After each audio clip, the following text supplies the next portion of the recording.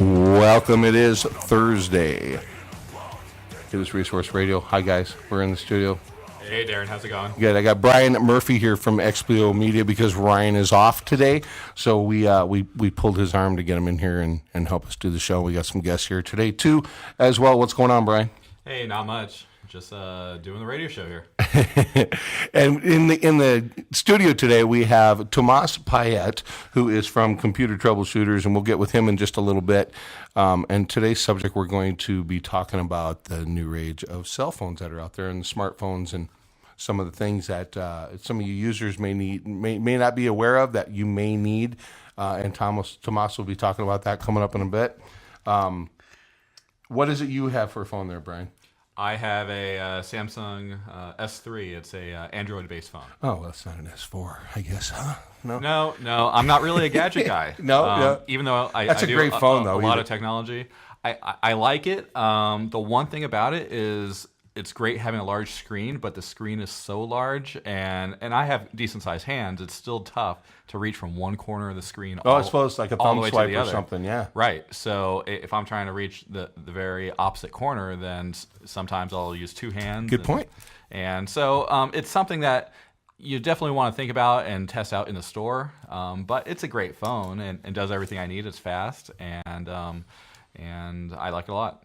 Yeah, good deal. I got a Droid too, but mine's super old. I think it's like a 600 megahertz processor or something. They're like 1.2, 1.3 now. So I'm kind of dealing with the old Commodore 64 phones here for smartphones. And we might as well go ahead and introduce Tomas. Hey, Tomas, how are you? Come on in. Good. How you doing? I'm good. What kind of phone do you have? I have an iPhone 5. Oh, look, we got an Apple guy here. How do you like that? Like it a lot. Like it a lot. That's good. Well, I was doing some research for the show today, and there's been some big things in the wireless market coming up. One of the big things is prepaid now. That's the huge market that everybody's kind of going to. I don't know the business reason behind it. There must be something with the contracts that people are bailing and it's costing them money. But I know that T-Mobile has now bought Metro PCS from Cricket, and AT&T has bought Leap for that reason right there. Obviously, T-Mobile's a little lacking on their towers, so that's going to supply them. And Cricket was only using 60% of their tower space, so now AT&T's jumping on that because they had a notorious reputation for dropping calls. And, yeah, they have coverage, but if you can't get it to your phone, what good does it do? Yeah. So I heard the feds are thinking about that Cricket deal because they're concerned about the prepaid people, that AT&T is just going to let them disappear. No, well, from what I read on the web, of course, everything on the web is true. Right. They were saying that the reason they're doing that is because the prepaid, for instance, T-Mobile, they're now no longer contract. They're going to prepaid. And I was looking at the plans a few weeks ago, and it was like $70. Cricket's still cheaper. I have Cricket. I love Cricket. I have no problem with Cricket. 7 years ago when they didn't have the networks and you couldn't go to Lake Pleasant or whatever, but who can really get that service up there anyway? So right. My recent trip to Illinois, I had service all the way to Illinois, even in the middle of nowhere. So I'm a Cricket supporter. I pay like $58 a month, and I get what everybody else gets. And if I wanted to spend a little more money, I can get a nice phone like you two have. But it is what it is. I think Virgin, which is like Cricket, has the iPhone now too.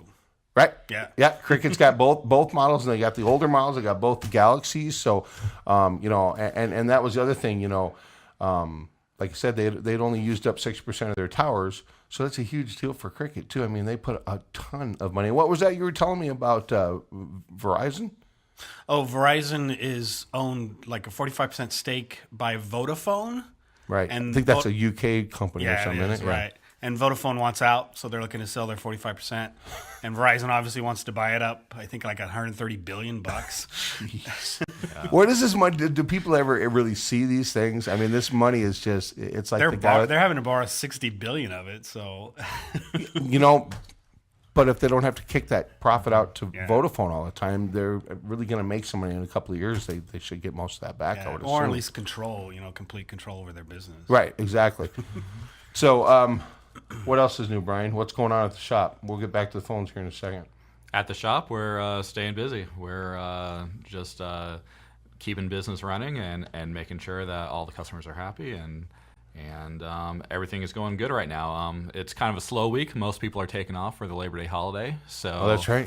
We're off Friday. Or we're closed Friday, folks, unless you want to do business with me. My phone's always on. What about Monday? And Monday too. Wow, really? Yeah, What do you know? yeah. That's So good. 4-day weekend. So we're gonna do a little bit of a long weekend. You know, here we with could have 4-day used that weekend. last weekend, and the reason is we like to say that Ryan isn't here today is he's still nursing his hangover from his party on Saturday night. But no, he's actually in California and having a little vacation time. But man, what a party! We're hoping we can get. We texted Ryan to see if we can get him to call in, but he's probably got his feet in the sand. He's doing that Corona beer commercial thing with a couple of chairs, I think. Yeah, if I were Ryan, I wouldn't be calling in. I'd be enjoying myself on my vacation and probably have my phone turned off for the whole week. Yeah, I might be streaming the show to make sure some people were talking about me while I was at the beach. But other than that, or nursing the hangover from last night. that's right. That was quite the party. All right, well, we'll get back to the cell phone market portion. All right, now, Droid's kind of the newbie on the block, I mean, essentially compared to what everybody else has been doing, but you would never know it from their sales. I was looking at market share, and we'll just kind of go down the list here because everybody's favorite, Apple, they've actually gone from 16.6% market share down to 13.2%. Which is not good for Apple, and there's many reasons for that. One is that they're kind of stagnant right now with products. I firmly believe that when Steve Jobs was dying, I said Apple's going to go the way of Steve Jobs if they don't get somebody in there. And since he's died, they really haven't. I mean, i5 was already on the table when he died. So, Tomas, you're the technology expert here. What have you heard? What's coming up next with Apple? Well, they got the new iOS coming out, which has had some bugs. They call it the summer nightmare of iOS 7. They've had their developer site hacked. They've locked out phones. The people who put in betas just completely locked out of their phones. Wow. So they've had all kinds of trouble with the beta of the iOS. So hopefully they'll work out all those bugs and launch it. I think September 10th they're launching the new 5S C models. And then I think a couple weeks after that, they'll probably launch the iOS 7. What do we have to look forward to when that comes out? Yeah, what's new? And this is probably why Apple's having a problem. Yeah. It's really just a new look and feel, I think, is the big change. I think a lot of stuff for them is back-end developer stuff. I know they're layering the operating system, so it's easier to control. Are they going to like where you can run two apps at once like the new Windows Phone has? Not side by side. No. But they multitask now. So, all right. Yeah. I don't know about all the other little, bells and whistles. I know that they're trying to... What else can they really add to a phone, to be honest with you? I mean, really, other than cool apps and stuff, what functionality more do we really need out of our phones? Yeah. And It's I think crazy. the hardest part is to make sure the new OS, supports all the old apps. Yeah. Without crashing everything. I mean, when you're on your iPhone, you can sit there watching TV, the phone rings, and you interrupt your remote control for the direct TV. So you got to answer the phone before you can turn the channel. You know what I mean? So, I mean, there's just all these stupid things you can do with your phone. I just don't understand. Apple better be innovative because I don't know where they're going with it. Yeah, I really wish they would do more integration with your other devices so that it's all tied closer together so that from your phone to your PC to your entertainment devices, once it 8. becomes all seamless, then I think that's really where the market should go. Well, I think Microsoft was on the right page, and just like always, they put their best intentions forward to build something, and they push it out there, and we get Vista. So the first inception of Windows 8 was really Vista in its inception, the way people received it. I mean, it was a solid operating system, but for old people that aren't used to changes like that, it was no start button, really. So they just stand there and look at the screen. Right. So, and the Windows phones have never caught on. The built-in web browsers are just not up to the same standard that the Android and Apple browsers are. The Safari.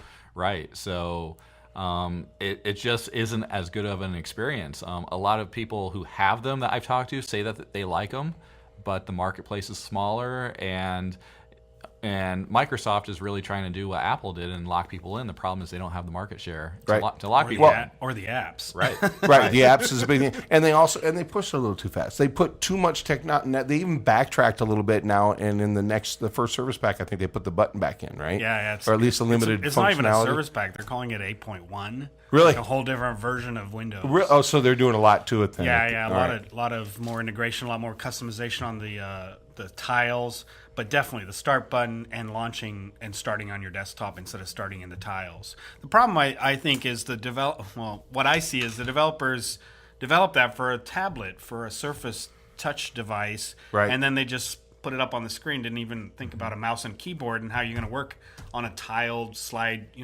multi-touch screen with a mouse. You Right. can't multi-touch with No, a mouse. or you find yourself on a non-touch screen looking like an idiot pointing at your screen. You go, oh yeah, mouse is on the desk. Yeah. But yeah, So- I was looking at laptops this week, and I saw that some of the new laptops are coming with the touchscreen. Yeah, they're all coming now. Those are pretty tricky. I mean, all right, let me have your opinion on this, because what I see in the next 10 years is a drastic drop in PCs. I think everybody's moving to these tablets, which from a repair aspect, don't you think it's going to hurt your business? Because you can't fix anything. Those things, when they go bad, toss them, get a new one. Toss 'em or send 'em back I mean, to you'll the get factory. backup data charges and, fixing apps and whatever else, Yeah. but that's going to be few and far between. Yeah, and on the iOS side, the Apple iPads and iPhones, I mean, then where are you making the money? The battery changes. Right. They make them easy. Yep. They're not consumer-based battery changes. Like, most Androids, you can buy multiple Yep. batteries and carry them with you. Exactly. You That's what I do. Yeah, you Yeah. can in the Apples. So that's where you'll make your money, is in the batteries and the screen cracks. And why do you the- think Apple hasn't come up with that? I mean, they've had that since 10 years ago with that non-replaceable battery. It's a conscious choice. I mean, they decided that they don't want to have a serviceable, functionality? Yeah. so that it's all one piece. They don't like having a lot of extraneous buttons on the phone, and that goes back to Steve Jobs and what he was trying to build. Simplicity. Simplicity. Yep. Make it Elegant easy for design, everybody. Well, I remember when I was doing my computer repair thing, I had a shop, and a girl brought in her Mac, and she had left for the day and left it on her bed, and her dog helped themselves to it and peed on it. So when she came home, the thing was just soaked in urine. So she brings it into my shop, and I'm like, she goes, it doesn't turn on. And I'm like, yeah, it may not. So I said, well, leave it with me. No guarantees. I'll tear it apart and see if it's something easy or maybe just something I can dry out. And So fix. did you dump it in rice? Oh, it was gross. It was absolutely gross. And not only that, I mean, imagine all the eat uric that acid, rice. all the uric acid in the urine. Everything inside the circuit board looked like like a rusty hull on a ship. Right. I mean, it was. So, I was like, yeah, I'm done. So I didn't charge her. I felt bad for her, so I just gave it back to her. And you did it without gloves? No, I had gloves for sure. Yeah, little spit thing in front of me, like a doctor doing surgery too, on top of it. But so anyway, so then what she was forced to do, speaking of the non-replaceable stuff, is take it to the Genius guys. And every time I say Genius, I think of the South Park episode where their heads peel back and they do the. Have you seen that? Yeah, I've seen They stand in a circle and the beams of light hit each other's mouths while they're thinking. But she takes it over there, and they wanted $1,600 or something what was it? No, $900. It was $900 because she had the smaller version, and that was it. $900. They fix whatever's wrong, they give it back to you. I'm sorry, man, but as a PC guy, I can buy 3 laptops over 10 years for that cost of that one repair. So that's why I'm not a super huge Apple fan. I mean, I get it, and I understand why people use it. I understand why graphical people use it. But as a dude sitting here as a user, I'd much rather be able to tinker with my PC any day. Yeah. So, but Does that mean you use Linux? no. Well, I have. I've messed with it. No, I've messed with it. I got a lot of dual boot machines at home because I got to work on different platforms for different Got it. people. But yeah, no, I'm not really a Linux. I'm not. If you're I'm not a tinkerer, coder. that's where you go, right? Yeah, but I'm not a coder because I don't have the patience to get video drivers working and what have you for these Yeah, things. exactly. And- Make everything work yourself. yeah, and I was like, in an hour and a half, I could have had this thing all loaded with Adobe and Flash ready to go with a PC. Don't they have a plug and play thing in Linux? Do they have something called plug and play? Oh, yeah. You're looking at me for this answer, and I have no Yeah, idea. Brian. Yeah, You might as well be asking Adam. Brian knows. yeah, it's there, but especially on the consumer side, we're seeing most people just use these as consumer devices and really just to literally consume media, to watch Netflix, to do all these things where the content providers are out there and watch Hulu and all these providers. And that's why I think people aren't using PCs as much. You're surfing the web, but More mobile. But You want right. the freedom to go and throw it in your purse or your back pocket or whatever, you know? Right, but unless if you're in school typing papers, you really aren't doing a whole lot of that Right. anymore either. And I think that's another reason why the tablets and these mobile devices and more consumer, I think we're going to see some more set-top type things when the new game consoles come out. Yep. Oh, boy, we got a whole segment just on the 361, don't we? Yeah. With again, a Microsoft faux pas. They're so out of touch. 365, Office 365. No, the new gamer, the game console, the new Xbox One. Yeah. Right. So and okay, so we'll get back to these other figures. So Apple has now 13.2% of the market share. As we go down the list here, Windows actually went up They're now up to 3.7% of the market share, and I think that's going to just increase more as they get their bugs worked. To be honest with you, I think they'll be up 5-6% probably in the next year. And BlackBerry has taken a little fall because of the other devices, and I can't really believe they actually still have a number to apply to BlackBerries, but they're 2.9%. So you add those up, we're roughly 13, 14, 15, 16, about 20%. So where does that leave the rest of the market? Squarely on top of Droid. Droid now has 79.3% of the market, which is insane for a company that's only been doing phones for a few years. And Q2 of 2012 here, they've actually gone up 73.5% from Q2 2012 to Q2 2013. That is unbelievable. I mean, that's a staggering number when you consider how much money that is. Yeah. I mean, that's not just selling pizzas going up 80%. That's selling, $200, $300, $400, $500, $600 phones. That's insane. Of course, they're not getting the money off the manufacturers on the phones, but Right. So I think that's why we see Samsung doing so well these days, Right. and being a huge competitor up against Apple because well, it helped that their guy defected from Apple and went over to Samsung. Yeah, I mean that's minor, but a lot of it is market driven too. Where you see all these Samsung phones, there's not really a whole lot of other people doing the Droid phones. There's the Motorola stuff. Yeah, that new one. Yeah, and they were bought by Google, so it's kind of like, are you getting a Nexus? Are you getting a Motorola? Yeah, that's actually their first phone. Is that Moto X is supposed to It's out their- right now, isn't it? I think. Yeah. It Yeah. is. And Yeah. it's their first launch since they've bought Motorola. And if they do it right, I mean, they can take all of Samsung Well, I think they did it right. The only part I'm griping about is the way they did it right was with AT&T, where you could customize the phone. There's like 2,000 different things that you can customize your phone with colors. You just go in, you get the bezel and the case color and the buttons, and so like if you're a football fan, you can color code it to your team's color. That's bad.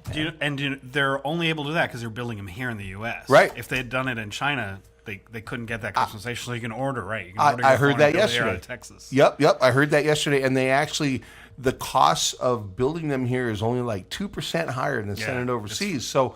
I think they said it's $12 in labor as opposed to $4 or $5. So yeah. I mean, the labor part is Right. It's small, but I think it's great. And the built iPhone, in I the think, is US. sitting at like 9%. I think for the iPhone is what they were saying. So, more power to the people here building some stuff and getting the economy back going. Yeah, they should really push that more because I don't think that that's publicly known very well. Right. Yeah. Well, the tech articles talk about it, but they're not advertising that, and they should be throwing that on the TV and the radio when they advertise the phone. I mean, it's cool. I think I'm going to get one. I mean, it's got a really cool design. When you set the phone down, it doesn't set it on the glass, and it's got, I think, Gorilla Glass in it on top of it, so it doesn't break. I mean, for $200, right? Yeah, and my first phone, when I switched over to a smartphone, was a Motorola phone, and it was a great phone. It was bulletproof. Yeah, it was. I mean, I've had this piece of junk Hawaii Ascend, model M860, for like 2 years. I've replaced it 3 times because of other things that had nothing to do with the phone, but it's never broke. I've dropped it a million times, and it's never busted. But as soon as I get an iPhone or a Galaxy, it's going to fall on a piece of cardboard on the table, and it's going to shatter in a million pieces. I just know that's my luck. I still keep my first Android Motorola phone as a backup. We know with the slide-out keyboard, the Droid. Oh yeah, I know. And it still works. You put it up to your ear, and it's sliding, and you got to keep closing it. Yeah, it still works. All right. Well, when we come back from break, we're going to go over a little bit more here and get into some other technical things. Try to keep the show light and fun today. We will be returning in a few minutes. Thanks for tuning in to Resource Radio.